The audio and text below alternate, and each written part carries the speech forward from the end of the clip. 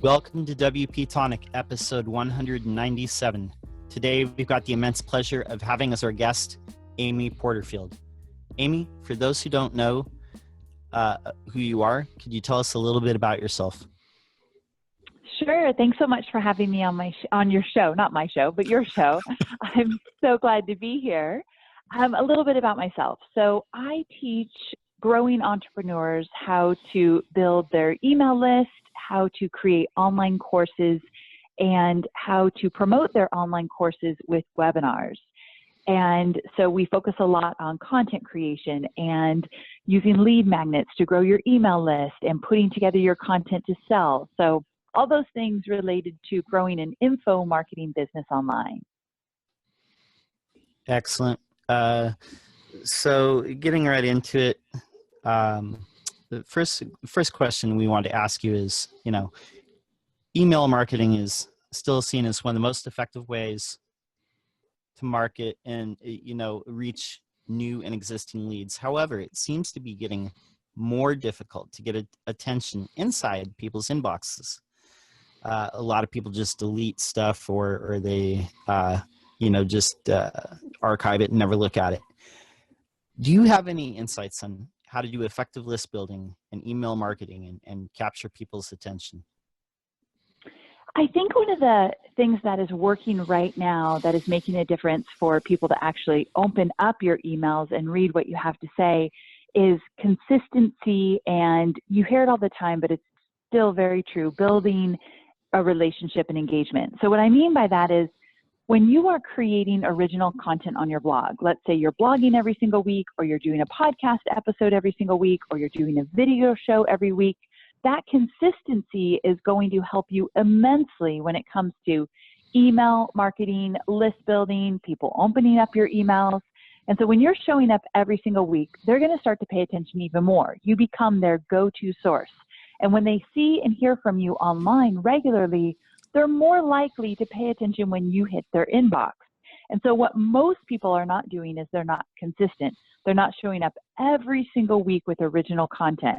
So to me, that is a way to totally separate yourself from all of the competition.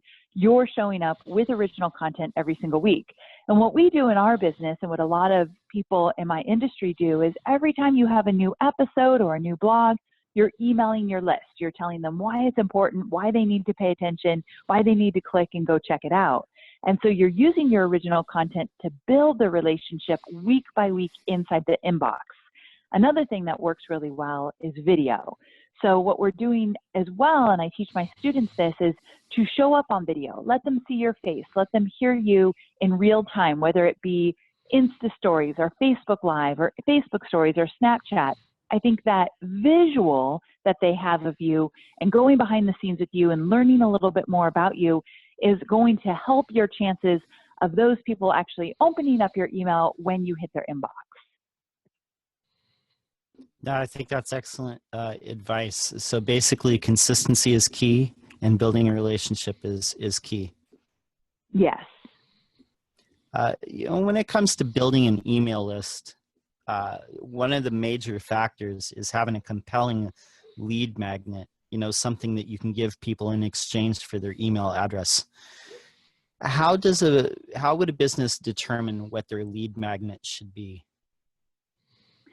So I always say that when you create a freebie, a lead magnet of any kind, you have to remember that getting somebody's name and email these days is a hot commodity. So you need to make sure that whatever you're creating is incredibly valuable for them. Now, a lot of people get stuck on the vehicle of how I'm going to deliver it. Should it be a PDF, like a checklist or a cheat sheet or a guide? Or should it be a video series? Or should it be a webinar? There's all these different ways to deliver your content. And I always tell my students, let's not focus on the vehicle just yet. Let's focus on what they really need right now, where they're at, and more importantly, how can you get them a quick win? So with lead magnets, you're always thinking about what can I share to have them maybe get through it in 5 to 10 minutes max and then take action and hopefully sooner than later see a quick win. Because when they get that quick win with your freebie, they think, this is good. I want more of this, or this guy knows what he's talking about. I'm going to follow some more information that he's putting out there. A lot of the times people think of a freebie or a lead magnet or giveaway like a 50-page ebook. People are never going to read the 50-page ebook if it's free, especially. They're not going to see the amazing value in it. And number two, it's going to take them too long to get through it, and they'll never end up being a customer. So again, we're thinking of those quick wins, a 5 to 10 minute free video that you created, or a cheat sheet, checklist, or guide. But more importantly, what are you telling them? What are you giving them to help them get that quick win? So essentially, you want to give them something that's going to benefit them, but not so overwhelming that they're not going to read or watch the entirety of the content.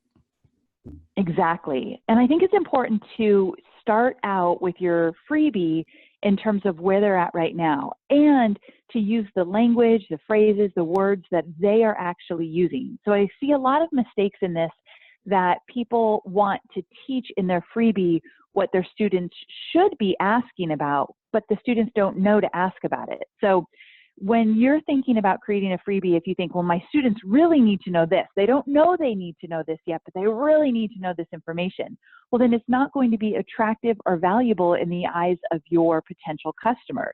So meeting them where they're at, and then you can lead them to the information they should be asking about, but they don't know to ask. But that freebie is right where they're at, what they're thinking, what they want, what they need. You're meeting them right there. That's the first introduction to you. I think that's brilliant that you target people exactly where they're at. You have an understanding of what their needs are, and so you're positioning that content like exactly where their needs are. To follow up with that, to create a great lead magnet, you have to have compelling content. You have to have something that is going to lead them farther down the funnel. And you have a brilliant 3-stage plan for creating content that takes care of premium content, the lead magnet, and the free content. Can you describe that a little bit with our listeners, how that works? Yeah, so a lot of the times when I'm talking about free content and premium content, which would be the paid content, a lot of my students will say, well, what should I give away for free versus what should I actually have people pay for? And the first thing I tell them is it's okay to have a little bit of overlap. So a lot of the free stuff that I have out there on my own podcast and my own blogs and all that good stuff, a lot of that can be found in my paid programs. However, in my paid programs, I go down deeper. I get more specific. I use more examples. And I also put it in a framework that's a roadmap for people from start to finish. So you can look around all my free stuff and kind of piece it together. But if you want to go from start to finish as fast as humanly possible to get results, let's say to put together a webinar, then that's what you're paying for. I'm going to show you step by step where things fit and when you should do them. So with the free content, I always say there's a golden question you want to ask.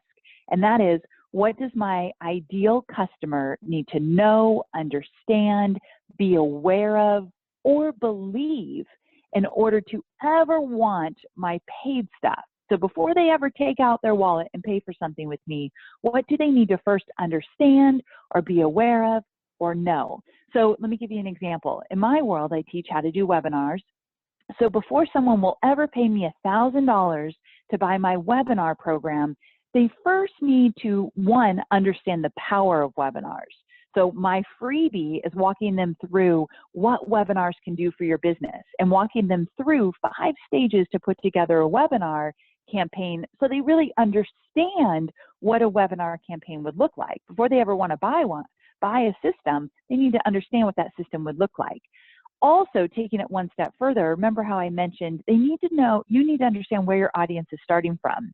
A lot of my students will say, but I don't know what my webinar topic would be. So I'm not ready to buy a webinar program because I don't even have a topic. So one of my freebies is how to choose your webinar topic and title. So once they have that, then they're off to the races. They feel more set up to say, okay, I'm ready to invest. So when you're walking through the stages of building your freebie and then creating your lead magnet, having people sign up and then eventually buying, you need to start with what do they need to believe, understand, be aware of.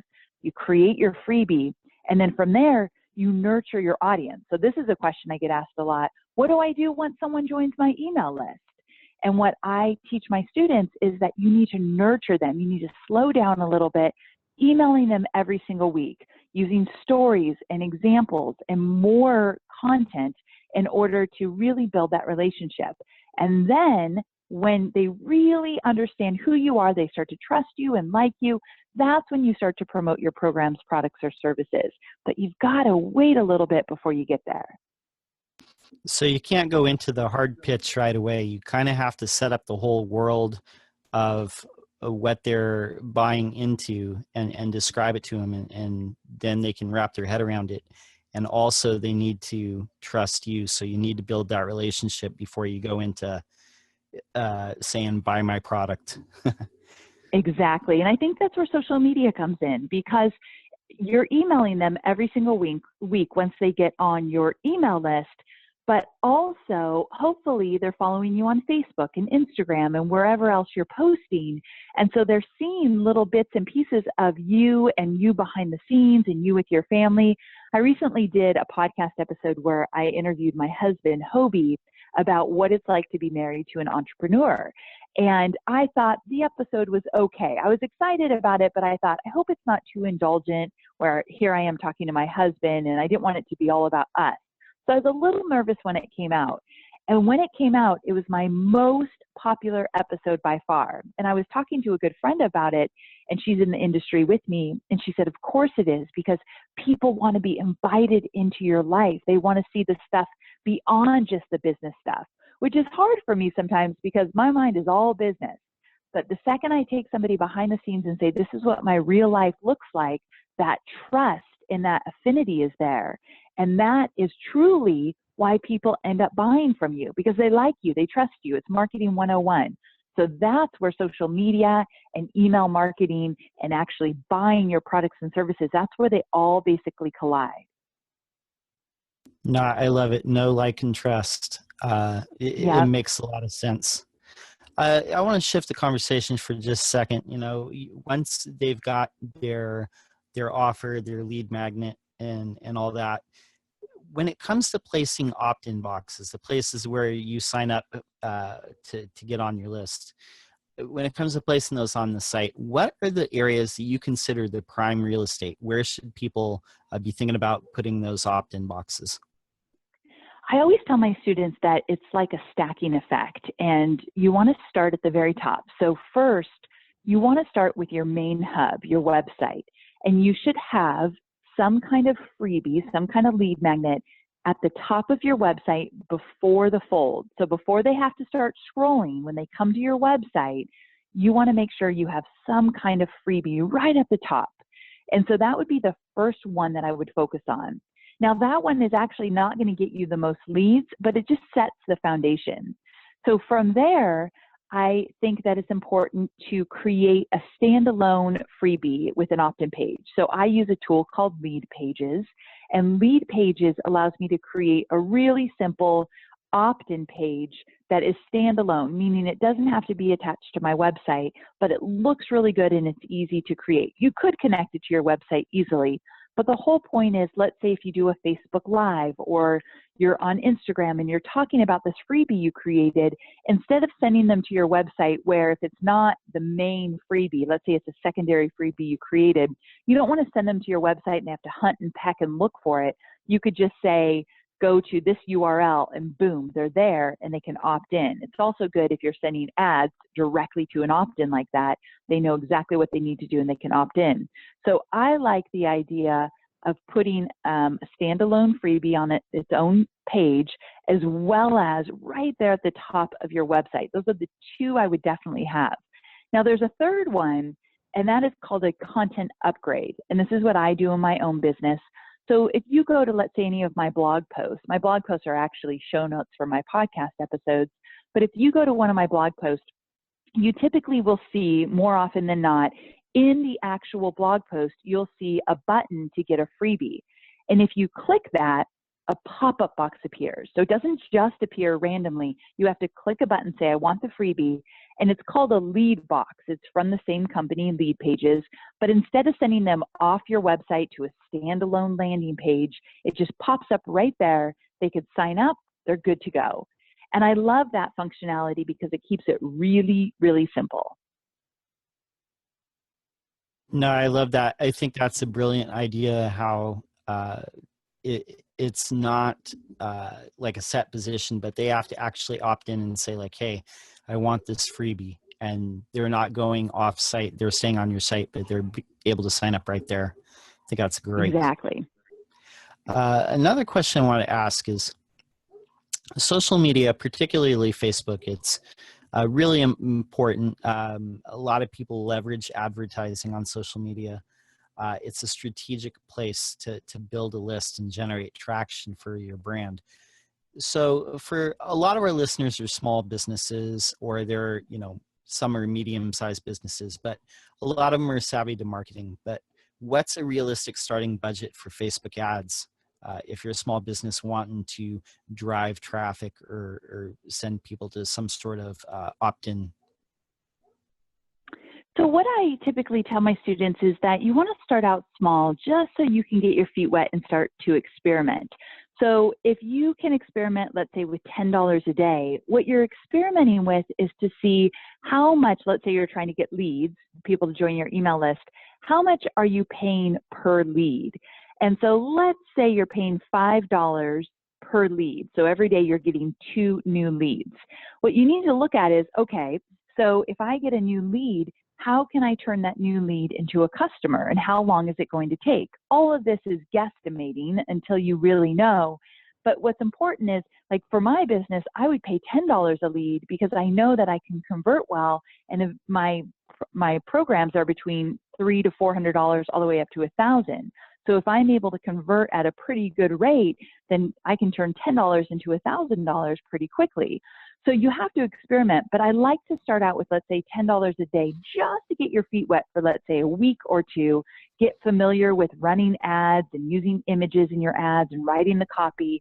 Then you'll start to kind of figure out what's working. You get better at targeting, your lead costs likely will go down, but that's what I like to encourage my students to do. No, that's great. We're going to go to our midway break, and when we come back, we're going to be talking more with Amy Porterfield. See you in a second. We're coming back from our break, and we're continuing our conversation with Amy Porterfield. Before the break, we were talking about Facebook advertising and social media advertising budgets, getting a sense of how much it costs to get a lead and what kind of conversion you get out of that. One thing I wanted to ask you is, with Facebook Live video, they're really trying to compete heavily against YouTube, and they're having a lot of success.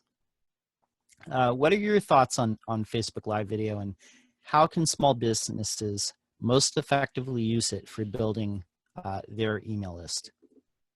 This is such a great question because I've been studying Facebook Live for a while now, and I use Facebook Live every single week inside of my own private Facebook groups, and more recently on my Facebook page. And I think it is so incredibly powerful for 2 reasons. One, when you're live, again, your audience gets to see you in real life. You get to answer questions in real time, and they're seeing your face and they're hearing from you. So again, when they make that connection with you, they're more likely to engage with you, whether it be through email or through a big promotion you're doing online. So the Facebook Live, in my opinion, is like that stacking effect. It's one more way for you to engage and create a relationship with your audience. But after it is live, because a lot of my students don't have big audiences yet, so they think, Amy, 5, 10 people are on my Facebook Live broadcast. But I say, if you can go about 30 minutes on your Facebook Live, what's working right now is Facebook will reward you by pushing your video out there to more people, because Facebook favors longer videos. They want people to watch longer videos, stay on Facebook longer. So if you can do, let's say, a 30-minute Facebook Live session, maybe it's you teaching and then doing some Q&A, that video is going to be pushed out to more people than you typically would get the option to get in front of. And then that Facebook Live automatically becomes a recording on your Facebook page. And that's where I see a lot of traction. If you put a really good title above the video, even after the fact, after it goes live, and you tell people what they're going to learn in the video and you encourage them to click and listen, you're going to get so much play after the fact that it's so valuable. Now, here's what's really great. You just asked about Facebook advertising. And one of my favorite ways to actually target with my Facebook ads is targeting my video views from my Facebook Live. It's one of the most powerful targeting audiences that I can tap into. So we do Facebook Lives, and then we retarget all of those video views with my Facebook ads. And that combination has worked really well. So here's one thing I'll give you a tip though. When doing Facebook Live, what's going to set you apart from your competition is showing up prepared. What I don't think is okay is wasting people's time showing up saying, hey guys, I just wanted to talk to you about this or that. I don't have anything prepared. I could get on a soapbox here, but I cringe when people think that it's cool not to be prepared and they're just going to go by the seat of their pants. Not when you're doing business. Show up, tell people what you're going to teach them what you promised, and then you can be a little bit looser with the Q&A and some conversation at the end. People are busy. They're looking to you for answers. You show up prepared, you're going to stand out from the competition. I love that. A couple things that I'm taking away from that question or that answer is one thing that opportunity that people have with Facebook advertising is to target video views. And if you can get enough engagement with that, it triggers something in the algorithm to where you're going to get a natural boost from how Facebook places that video. And the other thing that I'm getting from that as well is you want to treat it, professionally. Be prepared. Don't just have, random stuff floating through your head. Come with an agenda. Make sure that you're not wasting a second of people's time. Precisely. Awesome. Next thing that I really wanted to inquire about is how important is it to have a unique voice and tone in email marketing, any type of marketing? How crucial is it to finding your voice, to being successful in marketing? I think it is paramount that you pay attention to your messaging, your voice, your branding overall. And I think one of the secrets to success here is to become a student of copywriting. This is something that I talk about over and over again, something I did from day one, in that I really studied what it meant to be a good copywriter. Because sure, when your business gets bigger, you can hire a copywriter. I have a copywriter on my team that helps with my copy for big promotions and big launches that we do. However, before I hired him, I wrote all my own copy from day one. And why that's so important is you figure out what your voice is. You figure out how you like to talk to your audience, what they respond to the most, the kind of tone that you want to have, and you really hone that.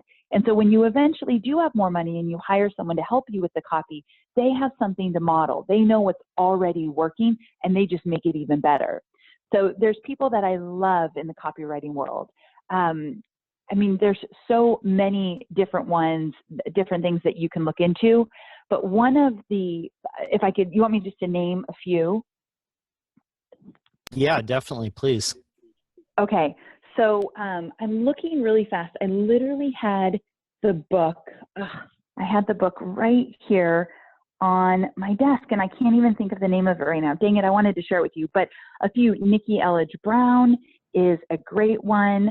Ray Edwards, I was looking for the name of his book, but you all can look it up. Ray Edwards has a great book you can look into. There's a program called Copy Cure. It's one of my favorite. So that's Marie Forleo and Laura Belgray. So those are three that you can look into. Joanna from Copy Hackers. Yeah, she's fantastic too. Yeah. Funny enough, I have a connection with her through my copywriter. So yeah, she's great too. Very good, very good. You've recently updated your own website, and something that you stated is you learned a lot of lessons from this experience. What were those things that you learned? Oh, I did a whole podcast episode about this because I made a lot of mistakes putting together my brand new website that just launched. And I think the biggest takeaway that I can share with you is that when I went into it, I didn't treat it like a project like I do for, let's say, my launches or my big promotions. And so there was no real good project plan put into place. I use a tool called Asana, A-S-A-N-A, and typically anything we do in our business, we start out by putting a project plan in Asana, and I have one person on my team managing the whole process. Well, I didn't do it that way for some unknown reason. It was just a big mistake I made. I undervalued the work and time that would be needed. Even though I hired someone to do the design, I still needed to be a part of it. So anyway, I eventually realized I had made a big mistake, and we decided to get into Asana and create an entire project plan of what needed to be done, who needed to do it, and how we were going to get it done. And once we did that, things moved really quickly. So if you're thinking about creating a website from scratch or reworking the one that you have, treat it like a project. Give it a deadline, assign people to do this or to do that, and just make sure that you keep a pulse on it every single week. That will help immensely.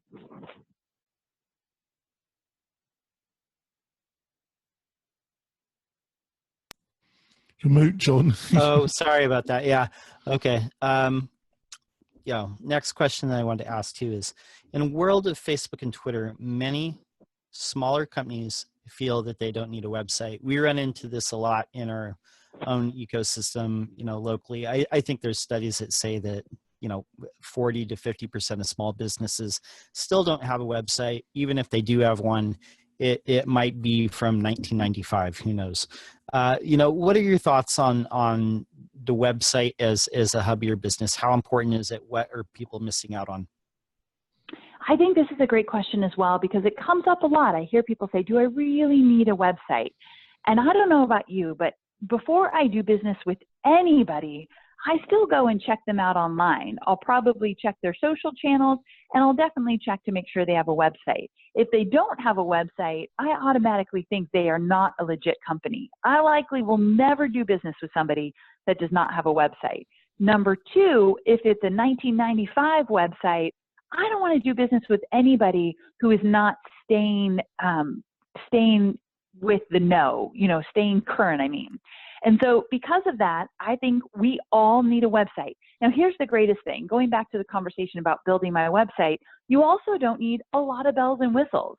What you need is it to be clean, easy to navigate, and if you don't put a lot of information on there, that's probably for the best, because depending on what you do, they need to go there and instantly know not just who you are, but if they are actually a good fit for what you're offering. So right away, whatever information you have on your website, make sure that people will know who you are and if they are a good fit for what you're offering. So having an about page, having a contact me page, if you have services or packages, making those readily available on your website. So very important. Now, if you think that Facebook is enough, and that's where you get your engagement, so you don't need a website, or if you think any social media site can take the place of that, you are dead wrong, because Facebook changes every single day. Social media is constantly changing, and you do not want to build the foundation of your business on somebody else's business. And that's exactly what you're doing. So you have to go pro. You have to be legit.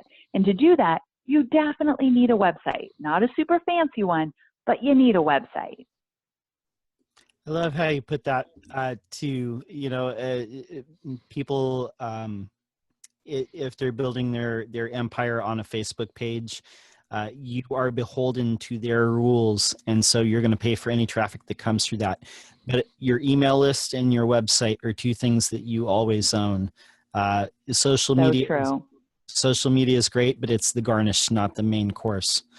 I'd like to say something about that as well, John and Amy. I just want to see if Amy agrees with this. I also think, I totally agree with you, Amy, about keep it simple initially, because I think you need to get feedback from your audience, really, or, you need to get a feel about what content on your website really engages your audience and also gets leads.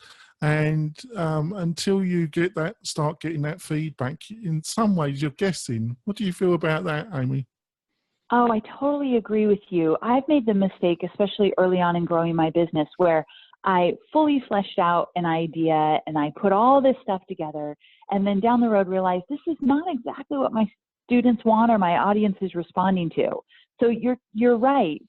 Just doing the basics of what you need to do and start listening and asking questions, and then building upon the feedback you're getting in all that you do in online business, I think is so smart. No, I think that's great.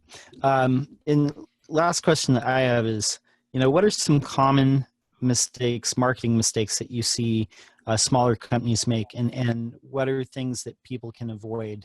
What missteps can people avoid in marketing? Great question. The number one thing I think that I see people make in mistakes I see them make in small business is trying to do too much. And I worked with Tony Robbins for many, many years. And one thing that I took away from that experience is that he taught me that if I'm doing a bunch of little things at once, no one thing is ever going to get my full attention, which means it will likely take me a long time to get to the finish line, or I'll lose interest or passion and won't ever get there. And so what I say to my students is we need to have blinders on. We need to work on one project at a time. Now, in an ideal world, that would just really mean just one thing and you don't work on anything else.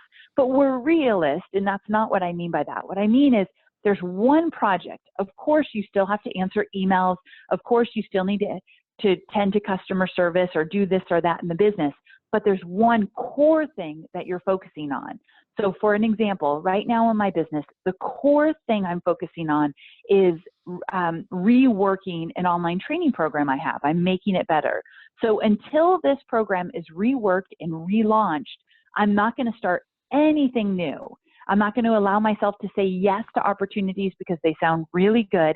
I'm going to say no to most everything until this one core project is done. And so I think putting the blinders on, focusing on one thing, getting it done, and moving on to the next thing is exactly what you need to do to get to the finish line. One more thing I'll add to that is I also see a lot of people saying yes to things for the wrong reasons. And usually the wrong reason is ego. I recently did a little post about this, that I was featured on a Forbes article with 17 online entrepreneurs to watch. And I was featured with some really big names in the industry. And I wrote that I would have never gotten there if I wanted to always put myself out there for exposure, meaning say yes to every speaking gig anybody invited me to, and say yes to partnership opportunities because it would make me look good or get me that exposure. Exposure doesn't pay the bills. So what I said in that article is I think I got here because I put my head down and I did the work. Every single day, I do one thing in my business that is literally moving me forward to the finish line. Instead of talking about it, instead of dreaming about it, I literally sit down and get the work done. And I believe that too many people talk about it and don't actually do it.